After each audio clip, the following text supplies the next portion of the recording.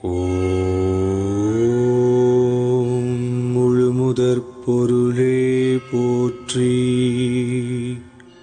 ஓம் வேழமுகத்தோனே போற்றி.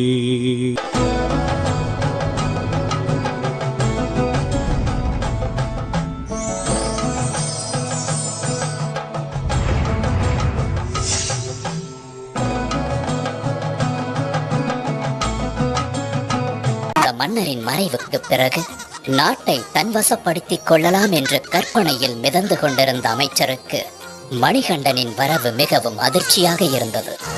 மணிமுத்து கழுத்தில் தவழ்வதால் மணிகண்ட நாமம் இனி இதை ஏழுலகும் வேதமென்று ஓதும். மணிகண்ட மழலை சிரிப்பிலே குழலிசை தோற்கும்.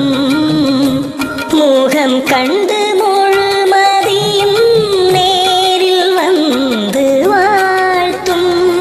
பொன்னென்னு பொருளென்னு ஐயன் முன்னே எது ஒன்றும் ஈடில்லை இவனுக்கிங்கே.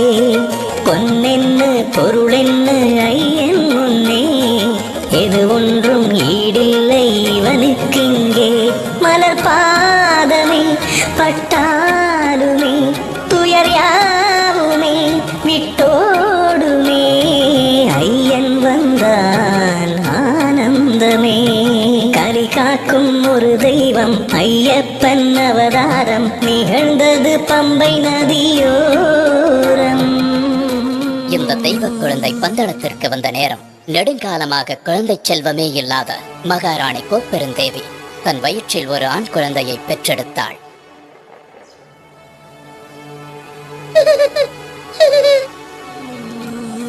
மணிகண்டனுக்கு கல்வி கற்கும் காலம் வந்துவிட்டது.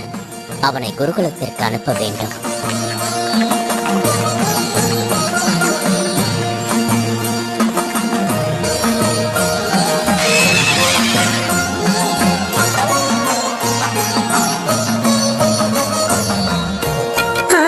மங்கள் உலகில் எழுகையில் இறையருள் தோன்றும்.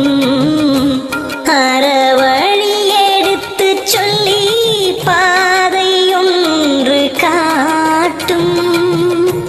தனை சரணடையும் அடியவர் குறைகளை போக்கும். கதியேன பதம் பணிந்தால் காவல் நின்று காக்கும். கண்ணுக்குள் நின்றாடும் கருணை கடலே என்னாலும் கரை சேர்க்கும் நம் வாழ்வினையே. கண்ணுக்குள் நின்றாடும் கருணை கடலே என்னாலும் கரை சேர்க்கும் நம் வாழ்வினையே. வினை தீர்த்திடும் வில்லாளனை மனம் போற்றுது என்னாலுமே. ஐயன் வந்தான் ஆனந்தமே.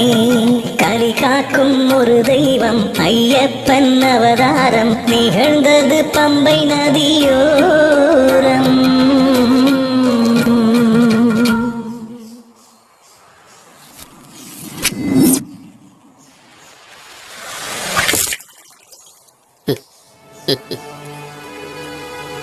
இந்த மணிகண்டன் ஒரு சாதாரண பாலகனாக இருக்க முடியாது. இவர் ஒரு அவதார புருஷனாகத்தான் இருக்க வேண்டும். இவருக்கு குருவாக இருந்து கல்வி கற்றுத் தருவது நான் செய்த பூர்வ புண்ணியம். மணிகண்டன் குருகுலத்திலேயே சிறந்த மாணவனாக திகழ்ந்தார். கல்வி, கேள்வி, ஞானம் மற்றும் அனைத்து விதமான கலைகளையும் விரைவிலேயே கற்றுத் தேர்ந்தார்.